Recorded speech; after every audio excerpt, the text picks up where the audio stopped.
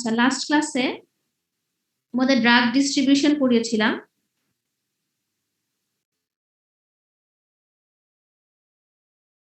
Drug distribution পড়াছিলাম, তাই না?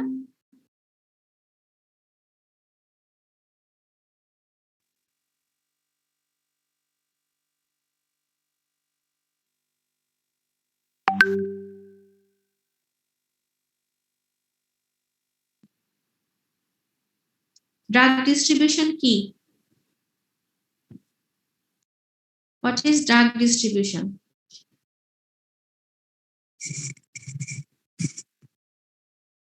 আফরিনা বাহার। আচ্ছা,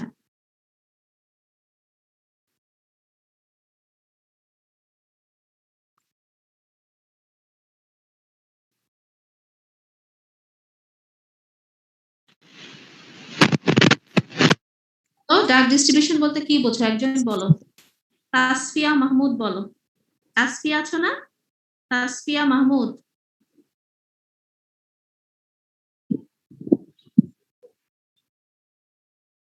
কি কই গেলা? তাসফিয়া মাহমুদ বলো, ড্রাগ ডিস্ট্রিবিউশন কি? কি বোঝো? বাংলায় বুঝায় বললেও হবে।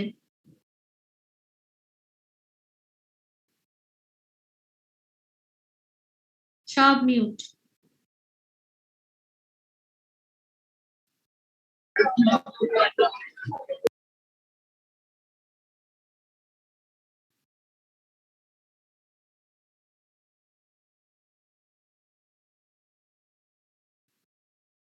তাসনিয়া সামিয়া বলো। তাসনিয়া সামিহা।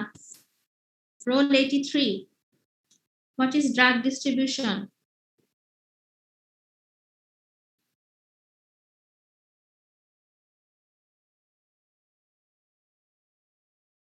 কেউ বলবা না? ম্যাম সিস্টেমিক সার্কুলেশন থেকে টিস্যুসে পৌঁছানো। সিস্টেমিক সার্কুলেশনে পৌঁছানো না, আবার বলো। সিস্টেমিক সার্কুলেশন থেকে টিস্যুসে পৌঁছানো। হ্যাঁ, সিস্টেমিক সার্কুলেশন থেকে টিস্যুতে ড্রাগ পৌঁছানো, টিস্যু বা অর্গানে ড্রাগ পৌঁছানো, এটি হচ্ছে ড্রাগ ডিস্ট্রিবিউশন। ড্রাগ ডিস্ট্রিবিউশন সম্পর্কে আমরা পড়েছিলাম ফ্যাক্টর এফেক্টিং ড্রাগ ডিস্ট্রিবিউশন করেছি। এর মধ্যে আমরা প্লাজমা প্রোটিন বাইন্ডিংটা ডিটেইলড করলাম, যে প্লাজমা প্রোটিন বাইন্ডিংটা কি জিনিস। হ্যাঁ, প্লাজমা প্রোটিন বাইন্ডিং সাথে ড্রাগ বাইন্ড করে থাকে, তখন কি হয়, হয়তো যে ড্রাগ ইন্টারঅ্যাকশন গুলা কি হয়, এবং প্লাজমা প্রোটিনের সাথে যখন বাইন্ড করা থাকে ড্রাগ, তখন কি হয়, ড্রাগটা হচ্ছে একটা রিজার্ভার হিসেবে থাকে। আর ফ্রি ড্রাগটা হচ্ছে কাজ করে, ডিস্ট্রিবিউশনে যায়। আর প্লাজমা প্রোটিনের সাথে বাইন্ড করে থাকলে ওই ড্রাগটা ডিস্ট্রিবিউশনে যায় না, সেটা প্লাজমা প্রোটিনের সাথে বাইন্ডিং অবস্থায় থাকে। ফ্রি ড্রাগ ডিস্ট্রিবিউশনে যায় এবং ফ্রি ড্রাগটাই হচ্ছে কাজ করে। আবার যখন ফ্রি ড্রাগ শেষ হয়ে যায়, তখন স্লোলি প্লাজমা প্রোটিন থেকে ড্রাগ রিলিজ হয়ে আবার ফ্রি হয়, আবার কাজ করে। তো অলওয়েজ বাউন্ড ড্রাগ এবং ফ্রি ড্রাগ একটা ইকুইলিব্রিয়াম মেইনটেইন করে। এবং তারপরে বললাম যে ইম্পর্টেন্ট জিনিস হচ্ছে ড্রাগ ডিস্ট্রিবিউশন, মানে ড্রাগ ডিস্ট্রিবিউশন লেভেলে কি কি ড্রাগ ইন্টারঅ্যাকশন হয়। দুইটা ড্রাগ দিলাম একসাথে, অ্যাসপিরিন, সালফোনাইলুরিয়া। অ্যাসপিরিন হচ্ছে একটা NSAIDs, non steroidal anti inflammatory drug, আমরা বলি NSAIDs. Non steroidal anti inflammatory drug aspirin. Sulphonylurea তোমাদের এন্ডোক্রাইন পড়েছিলাম থার্ড ইয়ারে, তোমরা পড়েছো অ্যান্টি ডায়াবেটিক ড্রাগ। তো দুইটাই প্লাজমা প্রোটিন বাইন্ডিং, কিন্তু অ্যাফিনিটি বেশি। হ্যাঁ, অ্যাসপিরিনের বেশি। সো অ্যাসপিরিন কি করবে, সালফোনাইলুরিয়াকে প্লাজমা প্রোটিন বাইন্ডিং থেকে সরিয়ে দেবে, ফলে sulfonylurea becomes free and increase the sulfonylurea concentration, বেড়ে যাবে, ডিস্ট্রিবিউশন বেড়ে যাবে, ফলে সালফোনাইলুরিয়া কি হবে, বেশি বেশি কাজ করবে। ফলে বেশি কাজ করলে কি হবে, ব্লাড গ্লুকোজ লেভেল বেশি কমবে, maybe turn into hypoglycemic shock. ঠিক তেমনি অ্যাসপিরিন ডিসপ্লেস ওয়ারফেরিন। ওয়ারফেরিন হচ্ছে অ্যান্টিকোয়াগুল্যান্ট, অ্যাসপিরিনের আসক্তি অনেক বেশি, highly plasma protein binding then warfarin, ওয়ারফেরিনের চেয়ে। So aspirin displace warfarin and ওয়ারফেরিনের প্লাজমা কনসেন্ট্রেশন বাড়বে এবং ডিস্ট্রিবিউশনে বেশি যাবে এবং অ্যাক্টিভিটি বেশি হবে এবং ওয়ারফেরিন টক্সিসিটি হবে। দ্যাট মিন্স অ্যান্টিকোয়াগুল্যান্ট ড্রাগ বেশি বেশি কাজ করলে কি হয়, ব্লিডিং হয়। এবং free form of the drug গুলা কি আমরা গত ক্লাসে বলেছি যে ফ্রি গুলা হচ্ছে active form of the drug, এগুলাই অ্যাকচুয়ালি ফার্মাকোলজিক্যাল ইফেক্ট করে। আর বাইন্ডিং ড্রাগ গুলো হচ্ছে inactive form of the drug, আপাতত টেম্পোরারি ডিপোট বা রিজার্ভার হিসেবে কাজ করে এবং এটা স্লোলি কাজ করে। ফ্রি ড্রাগ শেষ হয়ে গেলে এটা আস্তে আস্তে প্লাজমা থেকে ফ্রি হয়, আবার কাজ করে। তাহলে এটার অ্যাকশন হচ্ছে গিয়ে প্রলংড এবং অনেক সময় ধরে থাকে। তারপর করেছিলাম টিস্যু বাইন্ডিং, কোন ড্রাগের কোন টিস্যুর প্রতি আসক্তি বেশি, সেই টিস্যুর প্রতি তার সেখানে গিয়ে সেখানেই ফার্স্টে চলে যায়। যেমন টেট্রাসাইক্লিন বোনস এবং টিতে আসক্তি বেশি, কারণ তার অ্যাকচুয়ালি ক্যালসিয়ামের প্রতি অ্যাফিনিটি বেশি। সো বোনস এবং টিতে ডিপোজিট হয়, বোন গ্রোথ রিটার্ডেশন হয় বাচ্চাদের, টিতে এনামেল ডিসপ্লাসিয়া হয়। যেমন অ্যাট্রোপিনের আইরিশের প্রতি, ডিগক্সিনের হার্টের প্রতি, আয়োডিনের থাইরয়েডের প্রতি, এগুলোর অ্যাফিনিটি গুলো দেখে নিবা। রিডিস্ট্রিবিউশন বলেছিলাম, রিডিস্ট্রিবিউশন কি জিনিস? যখন highly lipid soluble drug distributed ফার্স্টে একটা টার্গার কনসাসনেস রিগেইন করে। এখন নেক্সট আসো ভলিউম অফ ডিস্ট্রিবিউশন, এটা বলছিলাম আজকের পড়া। ভলিউম অফ ডিস্ট্রিবিউশন হচ্ছে ডিস্ট্রিবিউশনের ইকুয়েশন ফর্ম। যখন আমি এটা মানে ম্যাথমেটিক্যালি ইকুয়েশন দিয়ে বোঝাবো, সেটাই হচ্ছে volume of distribution. That means amount of the drug divided by concentration of the drug in the plasma. Amount of the drug in the body to the concentration of the drug in the plasma. Suppose amount of the drug হচ্ছে 500 আর plasma concentration হচ্ছে 50, তাহলে কত হবে? 500 divided by 50, তাহলে কত হলো? 10। এই 550 কত হচ্ছে? 5 10, 10 হচ্ছে ডিস্ট্রিবিউশন, তাহলে ভলিউম অফ ডিস্ট্রিবিউশন হচ্ছে 10। আবার দেখো 500 হচ্ছে অ্যামাউন্ট অফ দ্য বডি আর 250 হচ্ছে প্লাজমা কনসেন্ট্রেশন, তাহলে কত হচ্ছে? 2। তাহলে ভলিউম অফ ডিস্ট্রিবিউশন কোনটার ক্ষেত্রে বেশি হচ্ছে? 500/50 না 500/250? 500/50। 500/50, তার মানে 50 আর 250 এর মধ্যে কম্পেয়ার করো। 50 হচ্ছে প্লাজমা কনসেন্ট্রেশন, ওদিকে 250 হচ্ছে প্লাজমা কনসেন্ট্রেশন। তার মানে প্লাজমা কনসেন্ট্রেশন যত কম, ভলিউম অফ ডিস্ট্রিবিউশন তত বেশি। খেয়াল করেছো? Yes ma'am. তার মানে প্লাজমাতে ড্রাগটা থাকতেছে না, কোথায় যাচ্ছে? সেল বা টিস্যুতে ছড়ায়। প্লাজমা কনসেন্ট্রেশন কম হচ্ছে। Total amount of the body দিয়ে যদি বডিকে যদি আমি প্লাজমা কনসেন্ট্রেশন দিয়ে ভাগ করি, তাহলে প্লাজমা কনসেন্ট্রেশন যত কম, ভলিউম অফ ডিস্ট্রিবিউশন তত বেশি, কারণ সে প্লাজমাতে থাকবে না, ড্রাগটা সেল বা টিস্যুতে বেশি চলে যাবে। সেটাই হচ্ছে ভলিউম অফ ডিস্ট্রিবিউশন। ঠিক আছে? যেমন কুইনিন, ডিগক্সিন, এই দুইটা ড্রাগের নাম অবশ্যই মনে রাখবা। এই দুইটা হচ্ছে হাই ভলিউম অফ ডিস্ট্রিবিউশনে যায়, হাই ভলিউম অফ ডিস্ট্রিবিউশন। এটার ইম্পর্টেন্সটা আমি পরে বলছি। Factor influencing volume of distribution same as distribution, যেমন tissue binding, plasma protein binding, lipid solubility, degree of ionization. Tissue binding কি? টিস্যু বাইন্ডিং অ্যাফিনিটি বেশি হলে ভলিউম অফ ডিস্ট্রিবিউশন বেশি, আলটিমেটলি ডিস্ট্রিবিউশন বেশি, that means volume of distribution বেশি। Plasma protein binding বেশি হলে volume of distribution কম, plasma protein binding কম হলে ভলিউম অফ ডিস্ট্রিবিউশন বেশি। লিপিড সলিবল হলে কি হবে ভলিউম অফ ডিস্ট্রিবিউশন বলো তো? বেশি হবে। ভলিউম অফ ডিস্ট্রিবিউশন বেশি হবে। আয়োনাইজেশন, নন আয়োনাইজড ড্রাগের ভলিউম অফ ডিস্ট্রিবিউশন কেমন হবে? বেশি হবে। বেশি হবে।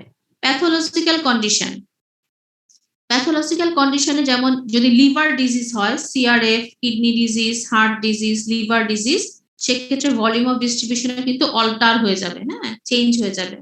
তাহলে this are the factor of volume of distribution, অনেকটা কাছাকাছি ডিস্ট্রিবিউশনের মতোই।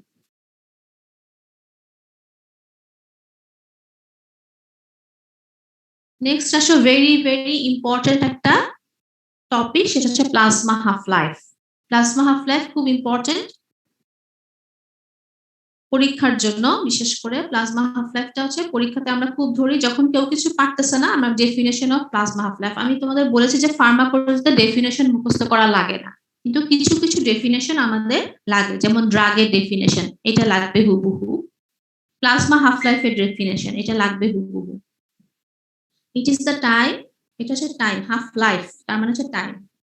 It is the time during which the plasma concentration of a drug become 50% of its initial maximum concentration. যখন একটা ড্রাগ তুমি দিবা, সাপোজ 500 মিলিগ্রাম ড্রাগ দিলা, সাপোজ 500 মিলিগ্রাম ড্রাগ দিলা, প্লাজমাতে গেল 250, ঠিক আছে? তাহলে প্লাজমাতে হাইয়েস্ট কনসেন্ট্রেশন তার পৌঁছালো 250। এই 250 এর অর্ধেক কত? 175 175। এই 175 যতক্ষণ সময় হবে সেটাই হচ্ছে তোমার প্লাজমা হাফ লাইফ, ঠিক আছে? It is the time during which the plasma concentration of a drug becomes 50% of its initial concentration. এটার ইম্পর্টেন্স হচ্ছে to construct a dose schedule. তোমাদের অনেক সময় তোমরা কি করো, সবাই গাইড ফলো করো, যে গাইডে লিখে যায় যে ইম্পর্টেন্স যদি জিজ্ঞাসা করা হয় তোমরা বলো যে pharmacokinetic, pharmacodynamic importance, pharmacokinetic importance, এরকম করে বলবা না। এখানে 4টা ইম্পর্টেন্স দেওয়া আছে, ঠিক 4টা পয়েন্ট, এই 4টা পয়েন্টেই তোমরা বলবা। এই 4টা পয়েন্ট বললে যে কোনো টিচার যে কোনো খান থেকে আসুক এটা সুন্দর করে মেনে নিতে বাধ্য। টু কনস্ট্রাক্ট এ ডোজ শিডিউল, ডোজ শিডিউল মানে তোমার একটা ড্রাগের প্লাজমা হাফ লাইফ, সাপোজ একটা ড্রাগের কিন্তু প্লাজমা হাফ লাইফ ফিক্সড, যে এই ড্রাগের প্লাজমা হাফ লাইফ এত ঘন্টা, এই ড্রাগের এত ঘন্টা, তার মানে এত ঘন্টা পরে তার ড্রাগটা তার হাইয়েস্ট প্লাজমা কনসেন্ট্রেশন থেকে বিকাম 50% হয়ে যাবে। সো সাপোজ একটা ড্রাগের প্লাজমা হাফ লাইফ 2 আওয়ার্স, আরেকটা ড্রাগের হচ্ছে 12 আওয়ার্স, তাহলে আমার কোন ড্রাগটা তুমি খুব ঘন ঘন দিবা, আর কোন ড্রাগটা তুমি অনেকক্ষণ পর পর টুয়াইস ডেলি দিলে হবে, আর কোন ড্রাগটা তোমার 4 টাইমস ডেলি বা 6 টাইমস দিতে হবে বলো তো? ম্যাম যেটার প্লাজমা হাফ লাইফ বেশি, কম হলে ম্যাম যেটার প্লাজমা হাফ লাইফ ওটা কম দিতে হবে। কম সেটার ফ্রিকোয়েন্ট অ্যাডমিনিস্ট্রেশন হবে। হ্যাঁ, এটাই তাহলে ডোজ শিডিউল, যেটার প্লাজমা হাফ লাইফ কম সেটা আমাকে ঘন ঘন ড্রাগটা দিতে হবে, আবার যেটার প্লাজমা হাফ লাইফ বেশি, সাপোজ 12 আওয়ার্স, সেটা আমার দিনে 2 বার দিতে হবে, আবার যেটা 24 আওয়ার্স সেটা আমার ওয়ান্স ডেইলি দিলেই হবে। তাহলে আমি এখানে ডোজ শিডিউল বা ডোজেস ইন্টারভেলটা আমি প্লাজমা হাফ লাইফ থেকে কনস্ট্রাক্ট করতে পারি, ঠিক আছে?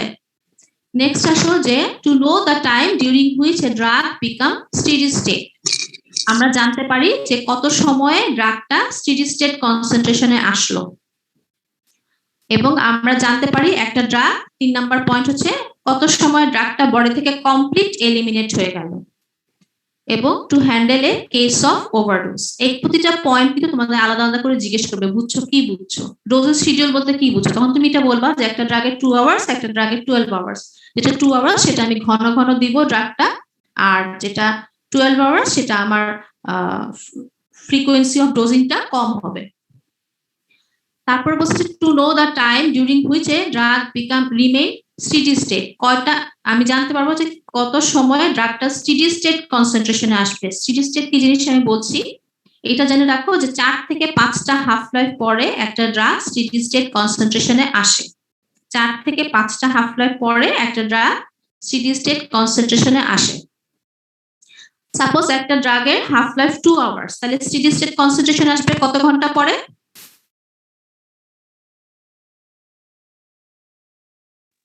10 to 12 hours 10 আওয়ার্স, বা 4 থেকে 5 দিয়ে গুণ দিবা, 4 দুগুণে 8 অথবা 5 দুগুণে 10, 8 to 10 আওয়ার্স পরে ড্রাগটা স্টেডি স্টেট কনসেন্ট্রেশনে আসবে।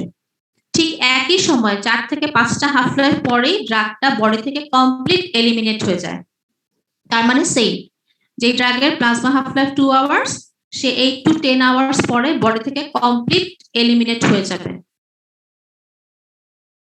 ঠিক আছে, নেক্সট আসো to handle a case of overdose. এইটা কি জিজ্ঞেস করে, এই কথাটা লাইনটা যখন বলবা তখন জিজ্ঞেস করবে এই কথাটার মানে কি। সাপোজ একটা ড্রাগের সে বেশি করে কনজিউম করে ফেললো, সে ইচ্ছাকৃতভাবে সুইসাইড করার জন্য হোক বা অ্যাক্সিডেন্টালি হোক, সে ড্রাগটা ওভারডোজ খেয়ে ফেললো। তখন সাপোজ ওই ড্রাগটার হাফ লাইফ 2 আওয়ার্স বা সাপোজ 3 আওয়ার্স, ধরো 3 আওয়ার্স ওই ড্রাগটার হাফ লাইফ। তোমাকে বলে যায়, একজন এসে বললো যে স্যার আমার ভাই এরকম ড্রাগ খেয়ে ফেলছে বা ম্যাডাম এরকম ড্রাগ খেয়ে ফেলছে, এই ড্রাগটা এই নাম। তুমি যদি এই নামটা দেখে বের করে ফেলো যে এটা হাফ লাইফ কত, সাপোজ 3 আওয়ার্স দেখলা।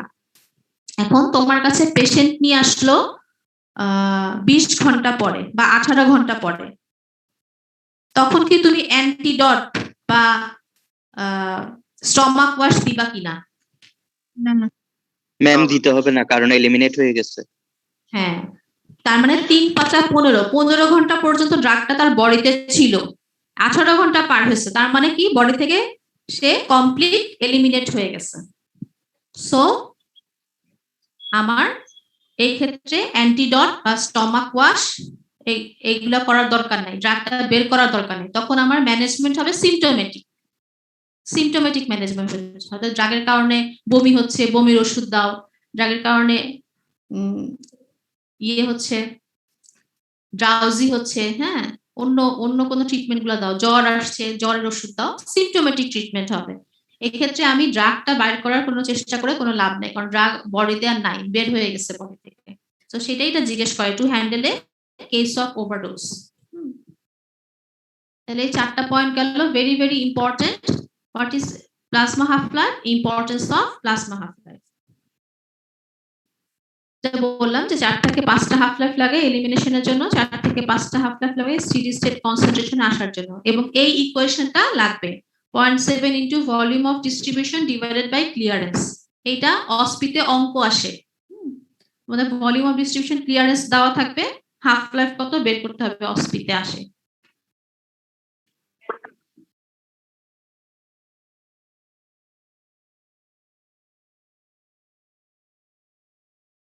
হাফ লাইফ অনেক সময় ডুয়েল হতে পারে, একটা ড্রাগের একাধিক হাফ লাইফ হতে পারে। সাপোজ অ্যাসপিরিন, এই ড্রাগটা লো ডোজে একরকম হাফ লাইফ, যখন ডোজ কম দিব সেটা 2 আওয়ার্স থেকে 4.5 আওয়ার্স পর্যন্ত হয়, আবার হাই ডোজ দিলে 15 থেকে 30 ঘন্টা। ফেনাইটোইন তাই, লো ডোজে 10 থেকে 15 ঘন্টা, হাই ডোজে দিলে মোর দেন 60 আওয়ার্স। আইসোনায়াজাইড ফাস্ট অ্যাসিটাইলেটর এবং স্লো অ্যাসিটাইলেটর। স্লো অ্যাসিটাইলেটরদের 3 আওয়ার্স এবং ফাস্ট অ্যাসিটাইলেটরদের 1.5 ঘন্টা। এখন ফাস্ট আর স্লো অ্যাসিটাইলেটর কি জিনিস আমরা যখন বায়ো ট্রান্সফরমেশন করব তখন জানবো। হ্যাঁ, অ্যাসিটাইলেটর হচ্ছে একটা প্রসেস, যে প্রসেসের মাধ্যমে অ্যাসিটাইলেশন প্রসেস, যে প্রসেসের মাধ্যমে ড্রাগটা মেটাবোলাইজ হয়। তো এই যখন স্লোলি মেটাবলিজম হয়, এনজাইম কম, সেক্ষেত্রে এনজাইমের অ্যাক্টিভিটি স্লো, সেগুলো বলি স্লো অ্যাসিটাইলেটর। আর যাদের এনজাইমের অ্যাক্টিভিটি বেশি মেটাবলিজম করার, তাদেরকে বলছে ফাস্ট, দ্রুত মেটাবলিজম করে। সো যেটা স্লোলি মেটাবলিজম হয় সেটা বডিতে অনেকক্ষণ থাকবে, তার মানে হাফ লাইফটা বাড়বে 3 আওয়ার্স। যেটা ফাস্ট অ্যাসিটাইলেটর দ্রুত মেটাবলিজম করে দ্রুত বের করে দিবে, তাহলে এটা হচ্ছে কম, 1.5 ঘন্টা। এইটুকু পর্যন্ত যা যা বললাম বোঝা গেল কিনা? লো ডোজটাতে প্লাজমা হাফ লাইফ কম কেন, হাই ডোজটাতে বেশি হয়? হাই ডোজ, সুতরাং হাই তো ডোজ অনেকক্ষণ থাকবে না, বডিতে বেশি থাকবে না, বেশিক্ষণ থাকবে, তাকে এলিমিনেট করতে সময় বেশি লাগবে।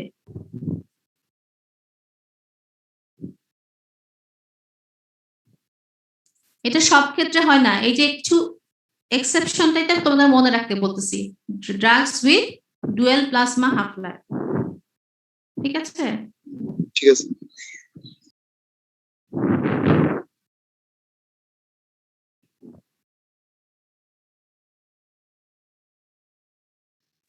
আচ্ছা, প্লাজমা হাফ লাইফের information of long plasma half life. একটা লং প্লাজমা হাফ লাইফ থেকে তুমি কি কি ইনফরমেশন পাবা? প্লাজমা হাফ লাইফ লং মানে হচ্ছে গিয়ে দুইটা ড্রাগের ডোজ আমার লং ইন্টারভেলে দিতে পারবো। লং প্লাজমা হাফ লাইফ মানে বডিতে অনেকক্ষণ থাকতেছে, long acting. Long plasma half life যেগুলো high plasma protein binding drug সেগুলো কিন্তু রিজার্ভার হিসেবে থাকতেছে, প্লাজমার সাথে প্লাজমা প্রোটিনের সাথে বাইন্ড করে রিজার্ভার হিসেবে থাকতেছে, সেটা স্লোলি রিলিজ হয়ে কাজ করতেছে, প্লাজমাতে অনেকক্ষণ পর্যন্ত থাকতেছে, সো প্লাজমা হাফ লাইফ কি হবে বেশি, লেস মেটাবলিজম হবে, তারা মোর টিস্যু ডিস্ট্রিবিউশন হবে। আবার ওগুলাও টিস্যু ডিস্ট্রিবিউশন যেগুলোর বেশি হয় অনেকক্ষণ টিস্যুতে থেকে যায় সেগুলোর ক্ষেত্রে প্লাজমা হাফ লাইফ কিন্তু বেশি হয়, এবং যেগুলো লং প্লাজমা হাফ লাইফ সেগুলো আমরা ইমার্জেন্সি সিচুয়েশনে ইউজ করতে পারি না। এই পয়েন্টগুলো বুঝছো কিনা? তোমার একটা জায়গায় কনফিউশন হতে পারে, যেমন high plasma protein binding, high plasma protein binding আমি জানি যে ডিস্ট্রিবিউশনে যাবে কম, তাই না? আবার এখানে একই জায়গায় একই পয়েন্ট লিখছে যে মোর টিস্যু ডিস্ট্রিবিউশন, এটা আলাদা আলাদা চিন্তা করবা যে একটা ড্রাগের যদি হাই প্লাজমা প্রোটিন বাইন্ডিং থাকে সে কি করতেছে, প্লাজমার সাথে বাইন্ড করে আছে, লং টাইম ধরে আছে, এলিমিনেট হচ্ছে, টাইম লাগতেছে লং টাইম, তাহলে হাফ লাইফ অর্ধেক হইতে সময় লাগবে বেশি, তার মানে লং প্লাজমা হাফ লাইফ।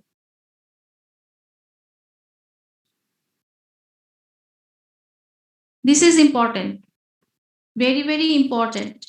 হ্যাঁ, প্লাজমা হাফ লাইফ কিভাবে প্রলং করা যায়, একই কোশ্চেনের উত্তর হচ্ছে এই উত্তরটার আরেকটা কোশ্চেন হচ্ছে ড্রাগের ডিউরেশন অফ অ্যাকশন কিভাবে বাড়ানো যায়,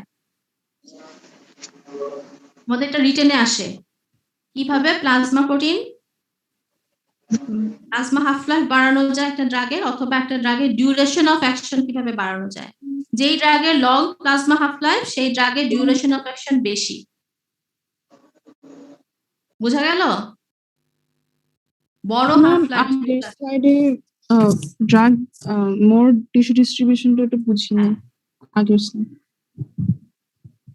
ma'am hi plasma protein binding আবার এদিকে মোর টিস্যু ডিস্ট্রিবিউশন। হ্যাঁ, এটা তো কনফিউশন, যেগুলো মোর টিস্যু ডিস্ট্রিবিউশন অনেক সময় দেখা যায় টিস্যুতে অনেক ডিস্ট্রিবিউশন টিস্যুতে রয়ে গেছে, হ্যাঁ, বডি থেকে কিন্তু বেরোচ্ছে না, সেক্ষেত্রে কিন্তু প্লাজমা হাফ লাইফ বেশি। আচ্ছা, এটা কনফিউশন তো, এটা তোমরা বলো না, যে কটা ইম্পর্টেন্ট পয়েন্ট সেটা বলো, এটা আমি বাদ দিয়ে দিব তোমাদের, এই লাইনটা আমি পরে তোমাদের নোট দেওয়ার সময় কেটে দিব। টিস্যু ডিস্ট্রিবিউশন বেশি হলে আমরা জানি যে প্লাজমা প্রোটিন বাইন্ডিং হচ্ছে কম হলে টিস্যু ডিস্ট্রিবিউশন বেশি হয়, তাই না? এখানে হাফ লাইফের সাথে এটা একটু কনফিউশন হচ্ছে, এই জিনিসটা প্লাজমা প্রোটিনটা বাইন্ডিং বেশি হলে কি ডিস্ট্রিবিউশনটা বেশি হবে, সে ধরে রাখবে না? না, প্লাজমা প্রোটিনের সাথে বাইন্ড করে যখন বেশি থাকবে তখন ডিস্ট্রিবিউশন কম হবে, সেটা বলছি।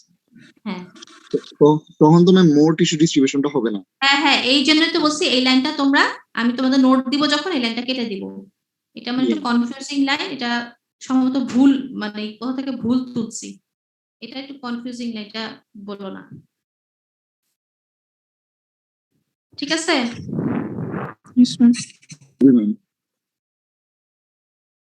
এরপর আসো যে একটা ড্রাগের প্লাজমা হাফ লাইফ কিভাবে বাড়ানো যায়, অথবা একটা ড্রাগের ডিউরেশন অফ অ্যাকশন কিভাবে বাড়ানো যায় বাই এন্টেরোহেপাটিক রিসাইক্লিং। এন্টেরোহেপাটিক রিসাইক্লিং এর মাধ্যমে আমরা একটা ড্রাগের ডিউরেশন অফ অ্যাকশন বাড়াতে পারি।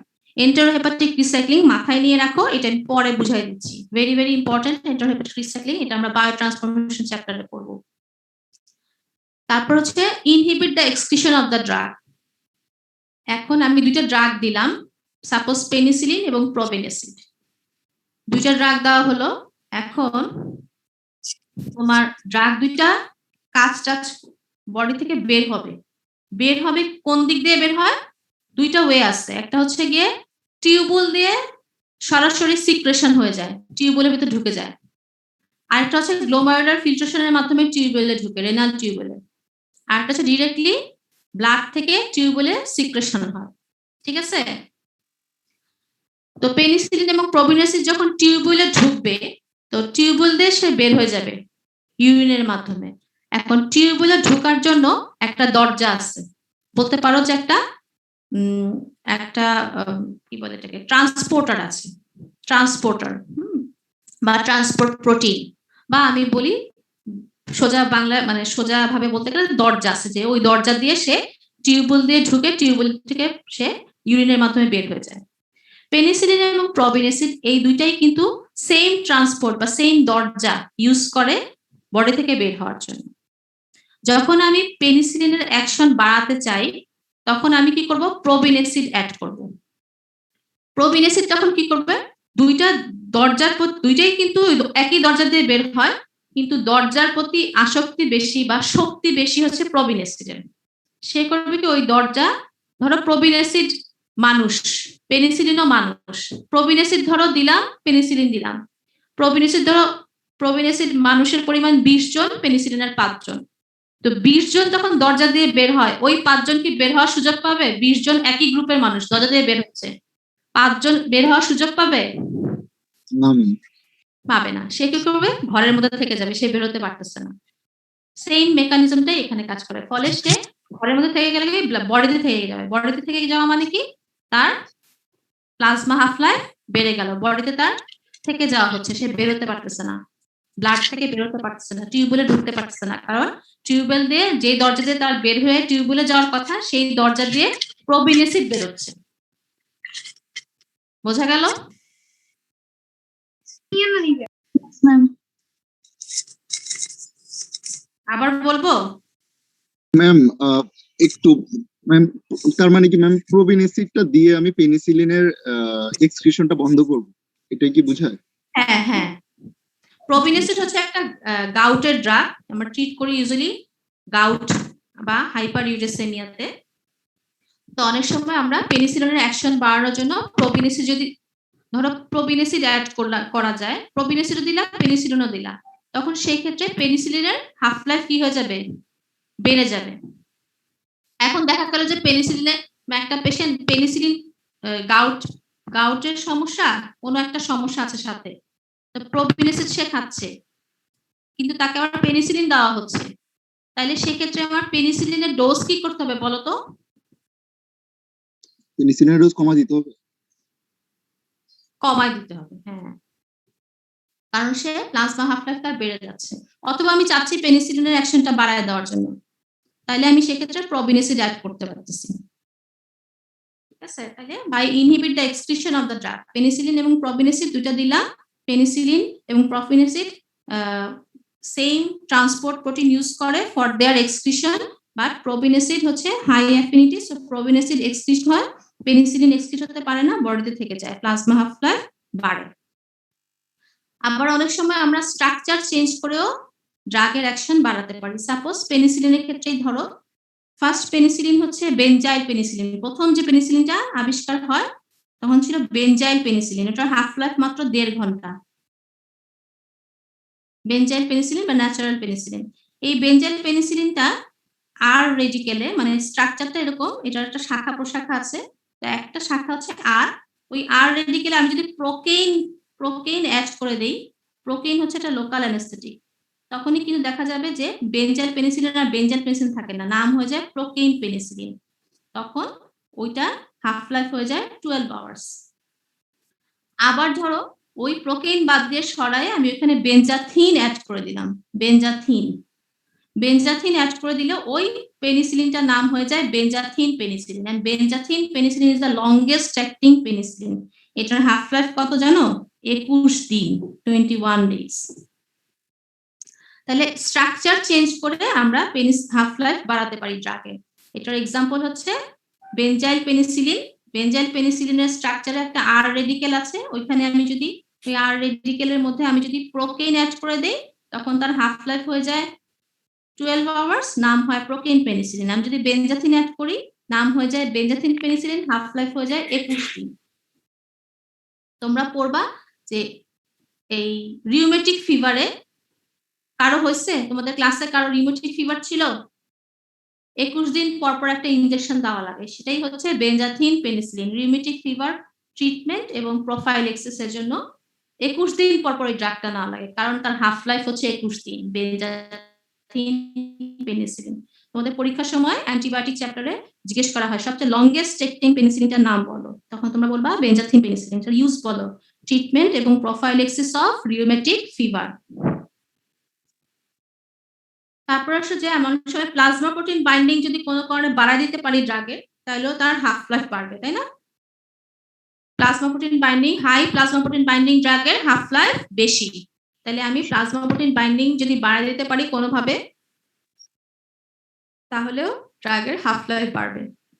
Transdermal preparation, route of administration is important.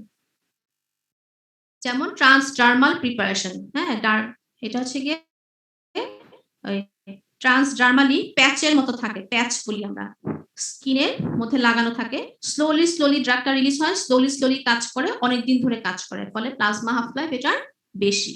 Transdermal প্যাচ, আমরা অনেক সময় ফেন্টানিল প্যাচ ইউজ করি, স্কোপোলামিন প্যাচ ইউজ করি, নাইট্রোগ্লিসারিন প্যাচ ইউজ করি, এটাকে বলে প্যাচ বা ট্রান্সডার্মাল প্রিপারেশন। এটা ডার্মিসের নিচে থাকে।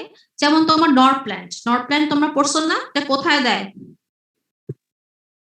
কমিউনিটি মেডিসিনে পড়ছো Norplant? Subdermal implant. Subdermal implant. This is the transdermal preparation. One kind of it is subdermal. Subdermal এটা একটু স্টিচ, একটু স্কিনটাকে একটু ইনসিশন করে ঢুকা দিতে হয়। কিন্তু ট্রান্সডার্মাল আবার সরাসরি তো ইনসিশন দেওয়া লাগে না, অনেক সময় প্যাচের মতো স্কচ টেপের মতো ড্রাগটা বসায় দেওয়া যায়। তো এরকম সাবকিউটেনিয়াস ইমপ্ল্যান্ট যেটা এই নরপ্ল্যান্ট, এটা কয়দিন কাজ করে জানো? মনে আছে? 6 সিলাস্টিক ক্যাপসুল লেভোনরজেস্ট্রেল কতদিন কাজ করে? 5 ইয়ার। তুমি একবার দিলা সেই ড্রাগটা 5 বছর কাজ করে। তার মানে তার route of administration is important. ওই রুটে দিচ্ছ, ড্রাগটা slowly slowly slowly slowly release হয়ে স্লোলি স্লোলি প্লাজমাতে দেয়, প্লাজমা থেকে আস্তে আস্তে স্লোলি স্লোলি এলিমিনেট হয়, তাহলে প্লাজমা হাফ লাইফ তার অনেক বেশি। ঠিক আছে? তাহলে transdermal preparation duration of action 5 বছর পর্যন্ত হয় নরপ্ল্যান্টের ক্ষেত্রে। তাহলে this are the example of কিভাবে এটা একই কোশ্চেন হচ্ছে কিভাবে ডিউরেশন অফ অ্যাকশন বাড়ানো যায়, কিভাবে হাফ লাইফ বাড়ানো যায়। এখান থেকে কোন জিনিসটা আমরা বুঝি নাই? এন্টেরোহেপাটিক রিসাইক্লিং, এটা আমরা পরে বুঝবো। বাকিগুলো বোঝা হয়েছে? প্লাজমা প্রোটিন তো আমাদের বডির জন্য সবসময় সমান, তো আমি যদি একটা নির্দিষ্ট ড্রাগই দেই তাহলে ম্যাম এটা প্লাজমা প্রোটিনটা বাইন্ডিংটা ইনক্রিজ হবে কিভাবে? বুঝি নাই, প্লাজমা প্রোটিনের সাথে বাইন্ড করবে না বেশি বেশি করে? ম্যাম মানে এটা ইনক্রিজ করব কিভাবে? এটা ইনক্রিজ করার ইয়েটা হচ্ছে আমরা তো করতে পারবো না, এটা হচ্ছে তোমার ফার্মাসিস্টরা এমন ভাবে ড্রাগ তৈরি করবে যে তার প্লাজমা প্রোটিন বাইন্ডিং অ্যাফিনিটি বেশি। বুঝতে পারছি। এটা আমরা কিছু ভাবে করতে পারবো না, ডাক্তাররা আমরা কিছু করতে পারবো না, এটা হচ্ছে ফার্মাসিস্টদের কথা বলতেছি। যে এভাবেও ড্রাগের স্ট্রাকচার এমন ভাবে চেঞ্জ করবে যেটা প্লাজমা প্রোটিন অ্যাফিনিটি বেশি, সেভাবে কাজ করলে সেটাও প্লাজমা হাফ লাইফ বাড়বে। এরপর আসো যেটা স্টেডি স্টেট কনসেন্ট্রেশন আমি বলছিলাম, তোমরা আবার রি-এন্ট্রি দিও, একটু পরে শেষ হয়ে যাবে। স্টেডি স্টেট কনসেন্ট্রেশন হচ্ছে একটা ড্রাগ আমি যদি কন্টিনিউয়াস ইনফিউশনে রাখি, সাপোজ ইন্ট্রাভেনাস ইনফিউশন দিয়ে আমি, আমাকে পেশেন্ট বিছানায় শুয়ে থাকলো, ক্যানুলা দিয়ে কন্টিনিউয়াস ইনফিউশন হচ্ছে ড্রাগ, সেই ক্ষেত্রে এটা হবে, কিন্তু এটা ওরালি বা অন্যভাবে হয় না। হ্যাঁ, শুধুমাত্র ইন্ট্রাভেনাস ইনফিউশনের ক্ষেত্রে হয়। যদি আমি কনস্ট্যান্ট রেটে ইনফিউশন করতে থাকি একটা ড্রাগ, তার প্লাজমা কনসেন্ট্রেশন বাড়তে থাকে, বাড়তে বাড়তে এমন একটা স্টেজে পৌঁছায় যখন rate of drug administration is equal to the rate of drug elimination, সেটাকে বলছি আমরা স্টেডি স্টেট। এটা কিন্তু তোমার ওরাল ড্রাগ বা অন্য ড্রাগের ক্ষেত্রে হবে না, শুধুমাত্র ইন্ট্রাভেনাস কন্টিনিউয়াস কনস্ট্যান্ট ইনফিউশন যদি করতে থাকি, করতে করতে ড্রাগের plasma half life plasma concentration বাড়তে বাড়তে এমন একটা পজিশনে পৌঁছায় যখন rate of drug administration is equal to the rate of drug elimination. এটাকে বলছে স্টেডি স্টেট কনসেন্ট্রেশন, মানে যে পরিমাণ আমি ড্রাগ দিব সেই পরিমাণ বডি থেকে বের হয়ে যাবে, আবার দিচ্ছি আবার বের হয়ে যাচ্ছে, কন্টিনিউয়াস দিচ্ছি, প্লাজমা লেভেল একটা নির্দিষ্ট পরিমাণে মেইনটেইন হয়, প্লাজমা লেভেল বাড়েও না প্লাজমা লেভেল কমেও না, যে দিচ্ছি বের হচ্ছে দিচ্ছি বের হচ্ছে, একটা স্টেডি স্টেট মেইনটেইন হয় উইদিন দ্য প্লাজমা, সেটাকে বলছি স্টেডি স্টেট কনসেন্ট্রেশন। এই কনসেন্ট্রেশনে বা এই ডোজিং শিডিউলে এক টক্সিসিটিও হয় না, তার ইফেক্টও কমে না, একটা নির্দিষ্ট লেভেলে থাকে সবসময় ড্রাগে। এখন আসো প্লাজমা হাফ লাইফ, এটা কিন্তু যেটা আমি এখন তোমাদের দেখাচ্ছি যে চার্টটা, একটা টেবিল দেখতে পাচ্ছ, এটা শুধুমাত্র বোঝার জন্য, এটা তোমাদের পরীক্ষার সময় ধরে না, এটা তোমরা জাস্ট মাথায় রাখো যে একটা ড্রাগ আমি বললাম যে plasma half-life মানে হচ্ছে is the time during which the plasma concentration become half of its initial maximum concentration. Suppose একটা ড্রাগের ম্যাক্সিমাম প্লাজমা কনসেন্ট্রেশন হচ্ছে 100, ঠিক আছে, 100। এই যে ড্রাগ এক্সক্রিশন এই ছকটা দেখো, তাহলে তার ফার্স্ট হাফ লাইফ, তার মানে ধরো ওই ড্রাগটা হাফ লাইফ 2 আওয়ার্স, তাহলে প্রথম 2 ঘন্টা পরে কি হবে, প্লাজমা কনসেন্ট্রেশন থেকে হাফ হয়ে যাবে, তার মানে কত হয়ে যাবে, 100 ছিল, কত হয়ে যাচ্ছে 50% বের হয়ে গেল। সেকেন্ড হাফ লাইফ মানে 4 ঘন্টা পরে কি হবে, 50 এখন ছিল, 50 থেকে আবার হাফ হয়ে গেল, তার মানে 25% কি হয়ে যাচ্ছে, বের হয়ে যাচ্ছে। থার্ড হাফ লাইফ তার মানে কি 12 ঘন্টা পরে 25 থেকে আবার হাফ হয়ে যাচ্ছে, 12.5% বের হয়ে যাচ্ছে। তারপরে 4 হাফ লাইফ মানে 4টা হাফ লাইফ পরে কি হবে, 6.25% বের হবে। 5টা হাফ লাইফ পরে কি হবে, 3.125 বের হবে। আলটিমেটলি ড্রাগটা কিন্তু বেরোতে বেরোতে প্লাজমাতে আর থাকতেছে না, শেষ হয়ে যাচ্ছে। এই দেখো ড্রাগটা 100 ছিল, 50 হয়ে গেল, 25 হয়ে গেল, 12.5 হলো, থার্ড হাফ লাইফ পরে আস্তে আস্তে বডি থেকে এলিমিনেট হয়ে যাচ্ছে। যখন আমি স্টপ করে দিলাম ড্রাগটা দেওয়া, আমি ড্রাগটা ইনফিউশনে দিচ্ছিলাম,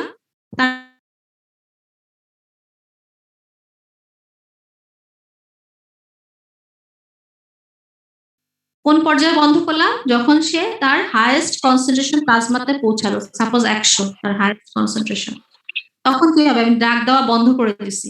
এরপর কি হবে, হাফ লাইফ এর অ্যাকশন শুরু হবে। হাফ লাইফ কিরকম, যে plasma concentration become half of its initial concentration. প্রথম প্লাজমা হাফ লাইফে ড্রাগটা 100 থেকে 50 হয়ে যাবে, সেকেন্ড হাফ লাইফে কি হবে 50 থেকে 25 হয়ে যাবে, থার্ড হাফ লাইফে কি হবে 25 থেকে 12.5 হয়ে যাবে।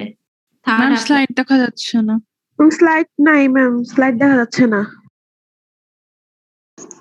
ম্যাম স্লাইড দেখা যাচ্ছে না, ওকে দাঁড়াও, স্লাইড দেখতে পাচ্ছি না ম্যাম। ওকে দিচ্ছি।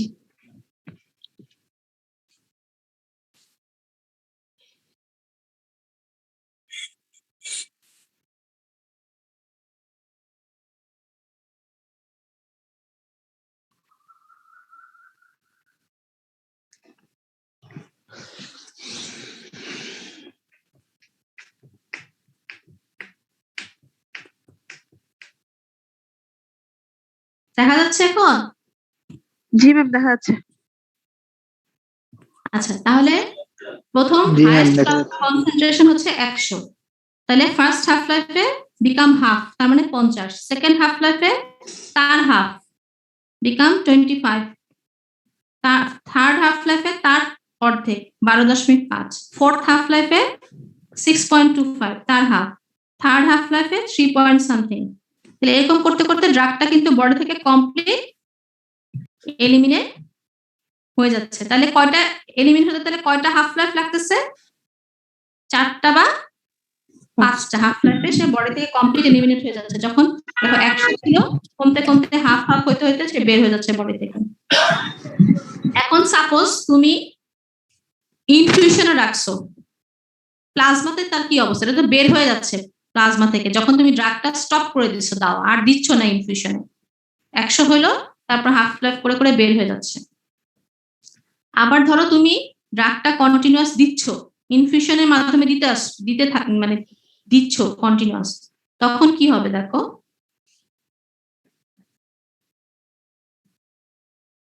তুমি কন্টিনিউয়াস দিচ্ছ,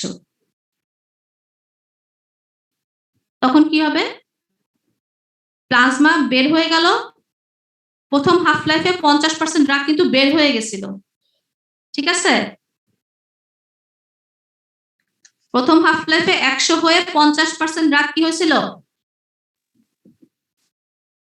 বের হয়ে গেছে বের হয়ে গেছিল। তাহলে প্লাজমাতে কত আছে? 50 50। সেকেন্ড হাফ লাইফে 25% ড্রাগ বের হয়ে গেছিল, কিন্তু তুমি তো কন্টিনিউয়াস ইনফিউশনে দিচ্ছ, তাহলে প্লাজমাতে আছে 75। থার্ড হাফ লাইফে 12.5 বের হয়ে গেছিল, তাহলে প্লাজমাতে আছে 87.5। 87.5 প্লাস 12.5 বের হলে কিন্তু 100 হয়। তাহলে তোমার এরকম করতে করতে 4 থেকে 5টা হাফ লাইফ পরে সে স্টেডি স্টেট কনসেন্ট্রেশনে পৌঁছে যাবে, 100% হয়ে যাবে তার প্লাজমাতে কনসেন্ট্রেশন। এই কথাটা এখানে বলছে, দেখো প্রথম হাফ লাইফে 50% বের হয়ে গেছে, প্লাজমাতে রয়েছে 50। সেকেন্ড হাফ লাইফে 25 বের হয়ে গেছে, প্লাজমাতে রয়েছে তাহলে 75। এটার মেইনটেনেন্স হচ্ছে ইনিশিয়াল কনসেন্ট্রেশন প্লাস ইনিশিয়াল কনসেন্ট্রেশনের হাফ, এভাবে করে থাকতেছে। 12.5 তাহলে প্লাজমাতে থাকবে তার বাকি অংশ, 100 বাকি অংশ 87.5। তাহলে এরকম 5টা হাফ লাইফ পরে কন্টিনিউয়াস যদি আমি ইনফিউশনে দিতে থাকি, 5টা হাফ লাইফ পরে একটা ড্রাগ তার প্রায় কাছাকাছি 100-এর কাছাকাছি চলে যায়, তার মানে স্টেডি স্টেট কনসেন্ট্রেশনে পৌঁছায় যায়। এই 5টা হাফ লাইফ পরে ড্রাগের প্লাজমা কনসেন্ট্রেশন 100, 5টা হাফ লাইফ পরে 100% ড্রাগে কিন্তু বের হয়ে যাচ্ছে বডি থেকে, টোটাল 100% ড্রাগে বের হয়ে যাচ্ছে। তাহলে একটা স্টেডি স্টেট কনসেন্ট্রেশন মেইনটেইন হচ্ছে। এটাই বলছে যে তোমাদের কিন্তু পরীক্ষার সময় এটা বুঝাই বলতে বলে না, তোমাদের খালি বলে যে কয়টা হাফ লাইফ পরে একটা ড্রাগ বডি থেকে কমপ্লিট এলিমিনেট হয়, তোমরা বলবা 4 থেকে 5টা হাফ লাইফ পরে। কয়টা হাফ লাইফ পরে একটা drug complete steady state concentration আসে, তোমরা বলবা 4 থেকে 5টা হাফ লাইফে একটা ড্রাগ বডি থেকে কমপ্লিট স্টেডি স্টেট কনসেন্ট্রেশনে আসে বডি। ম্যাম হ্যাঁ ম্যাম বলো। একটা কোশ্চেন ছিল ম্যাডাম, 4 থেকে 5টা হাফ লাইফ পরে যদি আমি আবার ড্রাগটা অ্যাডমিনিস্টার করি তাহলে ওইটা কি কমপ্লিট এলিমিনেশন হয়ে যাবে? আমি তো কন্টিনিউয়াস ইনফিউশনে দিয়ে রাখতেছি ড্রাগটা, এটা তখনই পসিবল যখন কন্টিনিউয়াস ইনফিউশনে চলতেছে। 100 হবে, 100 বের হয়ে যাবে, আস্তে আস্তে 100 হবে, 4 থেকে 5টা হাফ লাইফ পরে 4 থেকে 5টাতে 100 বের হয়ে যাবে। তাহলে একটা স্টেডি স্টেট থাকবে। যখন আমি ড্রাগটা দেওয়া বন্ধ করে দিলাম তখন কিন্তু বডিতে স্টেডি স্টেট থাকবে না, তখন সে শুধু এলিমিনেট হবে, শুধু এলিমিনেট হবে। এরকম 4 থেকে 5টা হাফ লাইফ পরে সে বডি থেকে কমপ্লিট এলিমিনেট হয়ে যাবে। ঠিক আছে? স্টেডি স্টেট আসবে তখনই যখন আমি কন্টিনিউয়াস ইনফিউশনে রাখবো ড্রাগটা, আদারওয়াইজ পসিবল না। এই যে এই কথা এইখানে ছক দেখো, এই যে ঢুকতে ঢুকতে ঢুকতে প্লাজমাতে পৌঁছাচ্ছে, এই 4 থেকে 5টা হাফ লাইফ পরে আবার বের হয়ে যাচ্ছে কার্ভটা। Rate of administration is equal to the rate of elimination. এখন আসলে যে লোডিং ডোজ এবং মেইনটেনেন্স ডোজ কি একটু জিজ্ঞাসা করেন। লোডিং ডোজ হচ্ছে কোন একটা ড্রাগের ইফেক্ট পাওয়ার জন্য একটা নির্দিষ্ট থেরাপিউটিক প্লাজমা কনসেন্ট্রেশন অ্যাচিভ করা লাগে, বুঝছো? সব ড্রাগেরই মানে এই প্লাজমা কনসেন্ট্রেশন পর্যন্ত না পৌঁছালে ড্রাগটা কাজ করা শুরু করবে না। তাহলে একটা therapeutic target plasma concentration achieve করা লাগে সব ড্রাগের ক্ষেত্রে। তাহলে it is the dose which is given at the onset of the therapy to achieve the target concentration for optimum therapeutic effect. এটা হচ্ছে সেই ডোজ যখন আমরা থেরাপি শুরুতেই আমি ওই টার্গেট কনসেন্ট্রেশনের ড্রাগটাকে পৌঁছায় দিব। আমরা ইউজুয়ালি কি করি, টার্গেট কনসেন্ট্রেশনে পৌঁছানোর জন্য ড্রাগ আস্তে আস্তে খাচ্ছি, একটা সময় গিয়ে সে থেরাপিউটিক টার্গেট কনসেন্ট্রেশনে পৌঁছায়। কিন্তু লোডিং ডোজ হচ্ছে আমি প্রথম ডোজটাই এত বেশি দিব যে একবারে সে কি করবে, তার থেরাপিউটিক টার্গেট প্লাজমা কনসেন্ট্রেশনে সে পৌঁছায় যাবে, সেটাকে আমরা বলছি লোডিং ডোজ। বোঝা গেল? জি ম্যাম। আচ্ছা আমি একটু বলি, ডিগক্সিন আর কুইনিন, তোমাদের আগেই বলছিলাম ডিগক্সিন আর কুইনিন হচ্ছে high volume of distribution drug. তার মানে কি, সে প্লাজমাতে থাকে না, সে ডিস্ট্রিবিউশন হয়ে যায় বেশি তাড়াতাড়ি। সে প্লাজমাতে যাওয়া মাত্রই চুস চুস করে সেল বা অর্গান বিভিন্ন জায়গায় ছড়া যায়। ডিগক্সিন হচ্ছে প্লাজমাতে দেওয়ার পরে দ্রুত হার্টে চলে যাবে। তা আমার কিন্তু যে কোনো ড্রাগের ক্ষেত্রে এটা একটা সূত্র হচ্ছে তার থেরাপিউটিক টার্গেট প্লাজমা কনসেন্ট্রেশন আগে অ্যাচিভ করতে হবে। এখন ডিগক্সিন দিচ্ছি, তার থেরাপিউটিক প্লাজমা কনসেন্ট্রেশন অ্যাচিভ করতেছে না, তার আগেই সে প্লাজমা থেকে বের হয়ে যাচ্ছে, কারণ তার ভলিউম অফ ডিস্ট্রিবিউশন বেশি। তাইলে আমি করবো কি, ডিগক্সিনটাকে ফার্স্টে এমন বেশি ডোজ দিব প্রথমেই, যে সে প্রথমেই টার্গেট অ্যাচিভ, মানে টার্গেট তার যেটা প্লাজমা কনসেন্ট্রেশন থেরাপিউটিক সেইটাতে সে রিচ করবে। তারপর আমি আস্তে আস্তে ডোজটা ঠিক করবো, অ্যাডজাস্ট করবো, কিন্তু প্রথমেই আমি একটা বেশি ডোজ দিয়ে দিব যাতে সে থেরাপিউটিক টার্গেট কনসেন্ট্রেশনটা রিচ করতে পারে। আদারওয়াইজ কি করবে, সে থেরাপিউটিক প্লাজমা কনসেন্ট্রেশনে পৌঁছাবেই না, সে দেওয়া মাত্রই ডিস্ট্রিবিউশনে চলে যাবে। বোঝা গেল? বোঝো নাই কেউ আসো? বুঝছি ম্যাম। অন্যান্য মেয়েরা, ছেলেরা কিছু বলো। বুঝছি ম্যাম। বুঝছি ম্যাম। সব ড্রাগেরই একটা নিয়ম হচ্ছে যে তার একটা নির্দিষ্ট থেরাপিউটিক বুঝছি প্লাজমা ম্যাম। কনসেন্ট্রেশনে থাকা লাগবে, নাহলে ড্রাগটা কাজ করবে না। তো এখন যেগুলোর হাই ভলিউম অফ ডিস্ট্রিবিউশন, ওদের করে কি, ওরা প্লাজমাতে থাকতেই চায় না, প্লাজমাতে যাওয়া মাত্রই ওরা ডিস্ট্রিবিউশন হয়ে সেল টিস্যুতে চলে যায়। তো আমার থেরাপিউটিক টার্গেট কনসেন্ট্রেশন আমি অ্যাচিভ করবো কেমনে, যেগুলো হাই ভলিউম অফ ডিস্ট্রিবিউশন, সেই ক্ষেত্রে আমি কি করবো, শুরুতেই একটা বড় ডোজ দিয়ে দিব, বেশি ডোজ, যে ডোজে সে তার টার্গেট প্লাজমা কনসেন্ট্রেশনে পৌঁছা যাবে।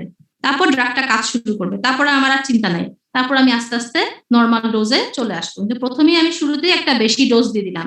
এই যে শুরুতে যে বেশি ডোজ দিলাম, সেটাকে আমরা বলছি লোডিং ডোজ। শুরুতেই আমি প্লাজমা টার্গেট কনসেন্ট্রেশনটা অ্যাচিভ করে ফেললাম।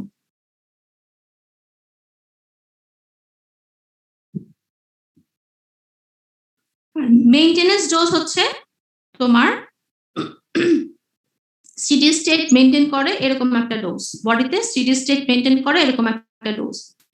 সাচ আ ওয়ে, যেমন আমি প্যারাসিটামল 6 ঘন্টা পর পর খাই, সে বডি থেকে এলিমিনেট হয়ে যাবে, যাওয়ার আগেই আমি আরেকটা ডোজ দিয়ে দিলাম, কমপ্লিট এলিমিনেট হওয়ার আগেই আমি একটা ডোজ দিয়ে দিলাম। সে প্লাজমা কনসেন্ট্রেশনটা তার থেরাপিউটিক লেভেলেই আমি রাখলাম, থেরাপিউটিক প্লাজমা কনসেন্ট্রেশন যদি ঠিক থাকে ওইটা মেনটেন করে আমি যে ডোজটা দিচ্ছি 6 ঘন্টা পর পর, 12 ঘন্টা পর পর, কোনো কোনো ড্রাগের কোনো 24 ঘন্টা পর পর, এটা হচ্ছে তোমার মেইনটেনেন্স ডোজ।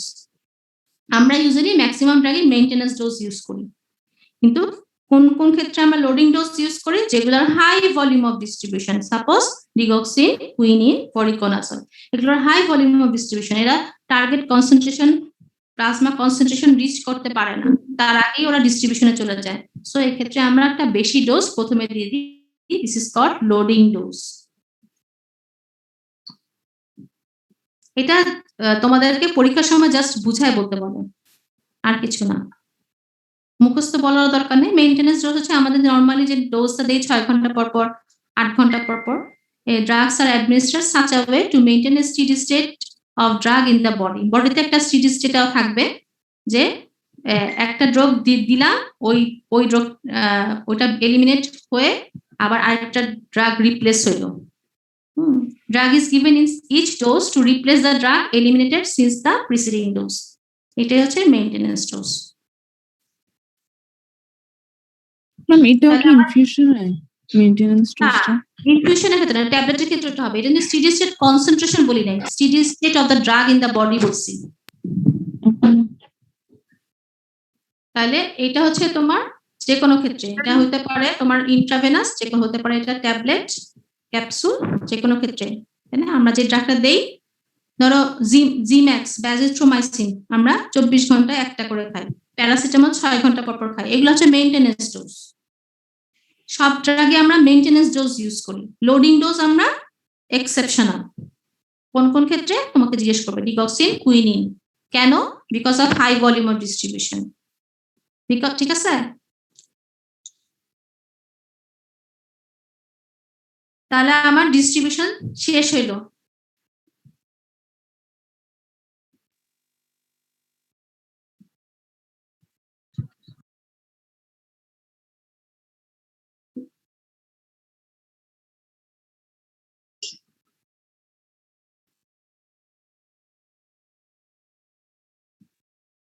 তোমরা আসো না সবাই ঘুমায় আসো? দুই একজন ক্লাস করা, সবাই মনে হয় অন করে দিয়ে চলে যাও। আছি ম্যাম। ম্যাম আছে ম্যাম। হুম। আছি ম্যাম। স্কুলের সিস্টেম কি জানো? স্কুলগুলোতে কি সিস্টেমে ক্লাস নেয়? জুমে ক্লাস নেয়। আমার মেয়ের ক্লাস যেরকম, হ্যাঁ, সবাইকে কিন্তু ভিডিও অন করে রাখতে হয়।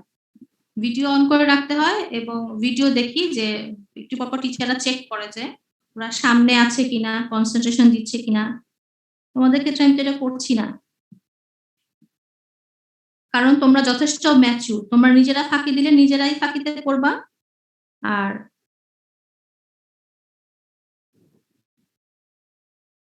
আচ্ছা, তোমাদের একটা জিনিস একটু কনফিউশন ছিল, বা আমি নিজেও একটু কনফিউজ করে ফেলছিলাম একটা জিনিস এর আগে, সেটা তোমাদের একটু বুঝাই দিই আবার। আমি একটা জিনিস একটু ভুল বলছিলাম তোমাদেরকে, I am sorry for that.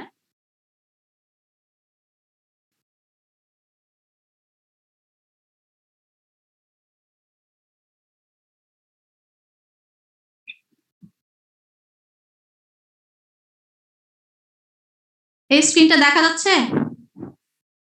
Yes, G ma'am. Ma'am. হ্যাঁ, এটার ক্ষেত্রে একটু কনফিউশন হয়েছিল, মনে আছে? Yes, ma'am. হ্যাঁ, আমি যেটা ভুল বলছিলাম তোমাদেরকে, I am sorry for that.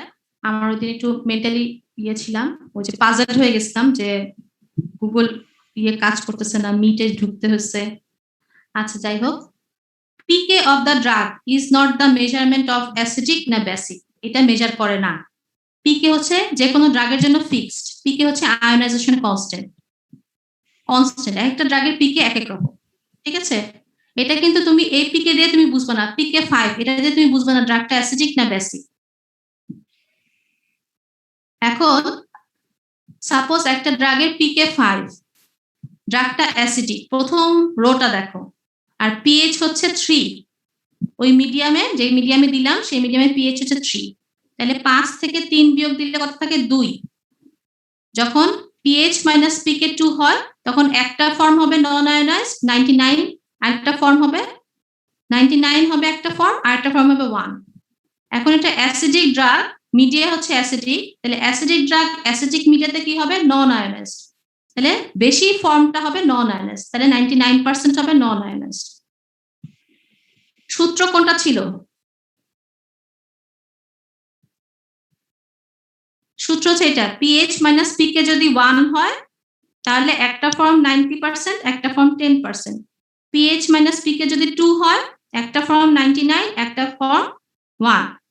এখন অ্যাসিডিক ড্রাগ অ্যাসিডিক সিচুয়েশনে যদি পিএইচ মাইনাস পিকে 2 হয়, তাহলে অ্যাসিডিক ড্রাগ অ্যাসিডিক সিচুয়েশনে কি হবে? নন আয়োনাইজড। তাহলে 99 হবে নন আয়োনাইজড, আয়োনাইজড হবে 1।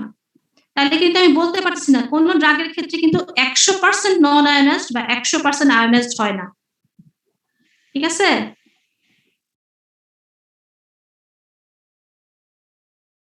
Arunima, Yes, Joyita, ma'am. তোমরা আছো? বুঝতে পারছো? এই যেমন লাস্ট জি ম্যাম। জি ম্যাম। কনফিউশন করছিলাম যে বেসিক ড্রাগ পিএইচ হচ্ছে, পিকে হচ্ছে 5, পিকে 5 ওই বেসিক ড্রাগের। মিডিয়া কি এখানে? বেসিক। 8 মানে কি? Basic media. তাহলে বেসিক ড্রাগ বেসিক মিডিয়াতে কি হবে? নন আয়োনাইজড। তাহলে নন আয়োনাইজড ফর্ম বেশি, 99.9% নন আয়োনাইজড, 0.1% আয়োনাইজড। পিএইচ এবং পিকে যখন সমান, pK 5 pH 5 is equal to 0, pH pK যখন সমান হবে 50% আয়োনাইজড 50% নন আয়োনাইজড। এবার ক্লিয়ার হচ্ছে? আমি যেটা ভুল বলছিলাম তোমাদের যে pK is the measurement of acidic or basic, no. PK হচ্ছে একটা সব ড্রাগের ক্ষেত্রে ফিক্সড, এটা হচ্ছে আয়োনাইজেশন কনস্ট্যান্ট। হতে পারে অ্যাসিডিক, হতে পারে বেসিক। কোন ড্রাগে কিন্তু 100% অ্যাসিডিক না, কোন ড্রাগে 100% বেসিক না। ঠিক তেমনি কোন ড্রাগে 100% লিপিড সলিবল ড্রাগ, কোন ড্রাগে 100% ওয়াটার সলিবল না। বোঝা গেল? Yes, ma'am. আচ্ছা, ঠিক আছে। জি ম্যাম। তাহলে আজকে আমরা এই পর্যন্ত থাক। নেক্সট ক্লাসে আমাদের অ্যাবজর্পশন আর ডিস্ট্রিবিউশন শেষ হলো। নেক্সট ক্লাস আমরা কি পড়বো ইনশাআল্লাহ? ওই বায়ো ট্রান্সফরমেশন। তারপর এক্সক্রিশন। তাহলে এই দুটা হয়ে গেলে আমার ফার্মাকোকাইনেটিক শেষ হয়ে যাবে। অ্যাবজর্পশন, ডিস্ট্রিবিউশন, বায়োট্রান্সফরমেশন এবং এক্সক্রিশন, এই চারটা পার্ট মিলে আমার ফার্মাকোকাইনেটিক শেষ হবে। তারপর ফার্মাকোডাইনামিক আমরা ধরবো। এর মধ্যে ঈদের ছুটি আছে, ঈদের ছুটি কিন্তু বেশি না। তো আর তোমাদের দিবে ঈদের বন্ধ? আমাদের তো দিবে 3 দিন, তোমাদের কবে থেকে দিবে তা তো জানি না। আর তোমরা তো বন্ধের মধ্যেই আছো, বাসায় আছো নাকি? ক্লাস কেমন হচ্ছে? এই 3টা ক্লাস ছাড়া, প্যাথো মাইক্রো ফার্মা ছাড়া আর কোনো ক্লাস হয়? না ম্যাম, হচ্ছে না। না ম্যাম। তাহলে তো অনেক লোড কম, ছুটির মধ্যেই আসো মেডিকেল স্টুডেন্ট হিসেবে।